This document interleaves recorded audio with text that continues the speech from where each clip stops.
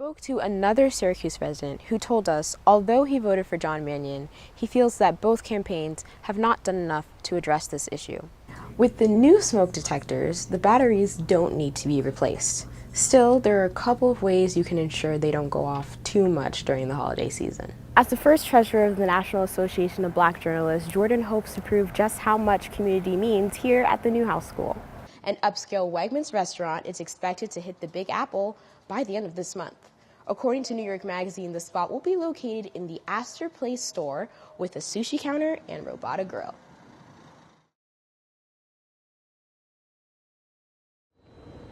That's right, I'm here in front of Hendricks Chapel where community members gathered earlier this week to commemorate the 3-year anniversary of Russia invading Ukraine. And now Ukrainian community members are reacting to news coming out of the UN.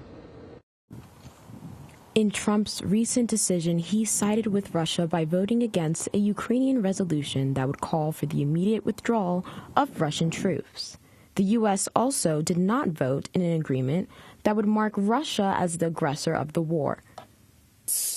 We're still processing. I think on behalf of the community, everyone's a little bit shocked, disappointed, frustrated, angry. This comes shortly after the 3-year anniversary of the first invasion into Ukraine, where community members gathered at St. John's Ukrainian Church to acknowledge the lives lost. The whole world knows what happened. Russia invaded Ukraine, and there is very brutal war is going on. That anniversary is very close to our heart. And on Saturday, March 1st, community members will gather again in Clinton Square for a Ukrainian rally. For NCC News, I'm Nehilah Grand-Pierre. Tax filing season has come to a close, and the State Department announced a new plan in the interest of American taxpayers. However, organizers at last night's Tax Day rally downtown in Syracuse say they are frustrated to see where their tax dollars are going. At this point in time, we are on an unsustainable path, a burden that is crushing. You see it in the actions that this administration has to take regarding the budget of this entire entity. The State Department has announced the cancellation of $200 million worth of grants. This is part of continued efforts to prioritize tax dollars to, quote, put America first. Demonstrators at the Tax Day rally on South Salina Street argue that the administration is failing to do just that.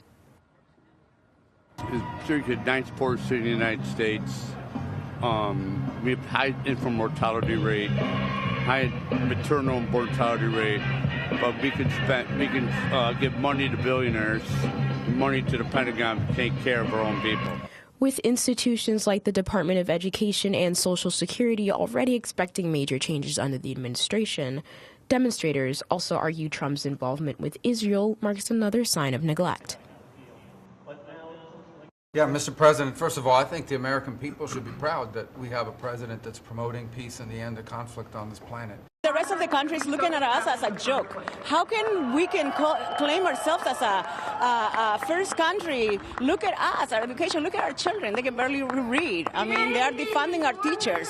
It's a shame. The Social Security system is one of the things that holds us together. We're all in this thing, and it responds to values we really care about. This does not feel like my country, and it's very sad.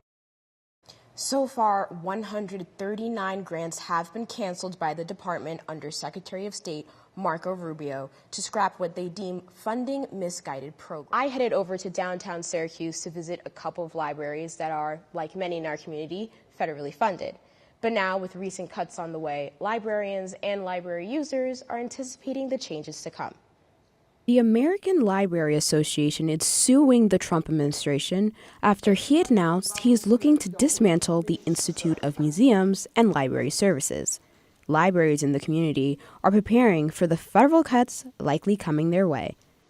This is going to be devastating in some ways. We are lower income communities here for sure, so that means most of the funding we get that's getting cut goes through grants, especially for early literacy and summer reading programs. The New York Times reports staffing is already reducing at the IMLS.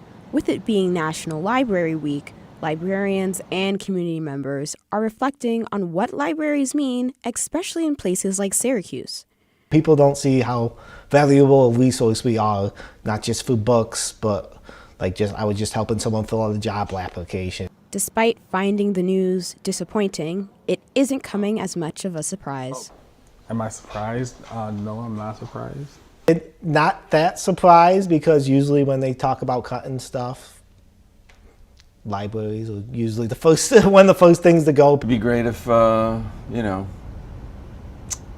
president decided that this was maybe something that we actually needed. And you need to have programs like that in libraries to be able to help people that just don't have the money to, afford to purchase whatever they want to help themselves. I mean, everything that people can get here is free. Free is great. Right now, County Executive Ryan McMahon is speaking over at Liverpool Public Library to celebrate National Library Week. This year marks the 3-year anniversary of the Russian-Ukrainian War, which began on February 24th, 2022. However, conflict between Russia and Ukraine can be traced back to 1991, when Ukraine declared independence from Moscow. In 2013, Ukrainian President Viktor Yanukovych sought to reinstate economic ties with Moscow, causing a rise of protests in Ukraine's capital, Kyiv. With Ukraine in a vulnerable state after President Yanukovych is voted out due to the fatal uprising, Russia invades and takes control of another part of Ukraine, Crimea, in 2014. In 2021, Russia begins sending troops to the Ukrainian border, and they invade the following year in 2022. This war is still going on, and world leaders met earlier this week at the UN General Assembly in efforts to end it. However, the US voted against the Ukrainian resolution that would call for Russian troops to move out of Ukraine, despite previous support from the US,